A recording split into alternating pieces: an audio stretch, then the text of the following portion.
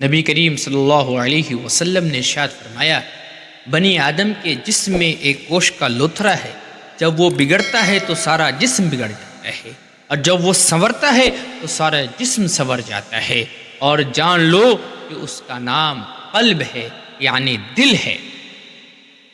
دل کے سنورنے سے انسان سنورتا ہے اور دل کے بگڑنے سے انسان بگڑتا ہے۔ اس لیے ہمیں چاہیے کہ اپنے دلوں پر محنت کریں اور اس کو سنواریں۔ جب کسی گندے برتن کے اندر آپ دودھ لیں تو دودھ دینے والا یہ کہے گا پہلے برتن دھل کے لاؤ، یہ برتن گندا ہے۔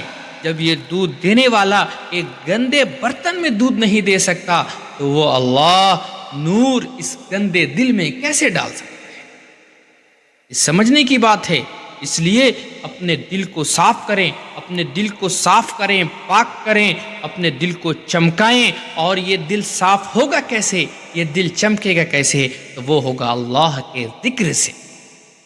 ایک حدیث میں ہے، جب انسان گناہ کرتا ہے تو اس کے دل میں ایک داغ پڑ جاتا ہے، اور جب نیکی کرتا ہے تو وہ داغ دھل جاتا ہے، پھر وہ گناہ کرتا ہے تو وہ داغ بڑھ جاتا ہے، یہاں تک کہ غفلت کی وجہ سے وہ گناہ کرتا رہتا ہے، داغ بڑھتا رہتا ہے، یہاں تک کہ گناہ کرتے کرتے کرتے پورا دل سیاہ ہو جاتا ہے۔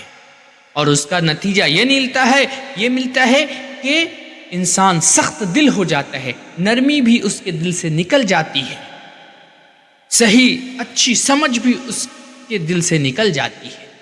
اس لیے ہمیں چاہیے اپنے دل کو صاف کریں، اپنے دل کو چمکائیں اور اللہ کا ذکر کریں۔ اس سے ہمارا دل بھی صاف ہوگا، چمکے گا، اور دل نرم بھی ہوگا انشاءاللہ۔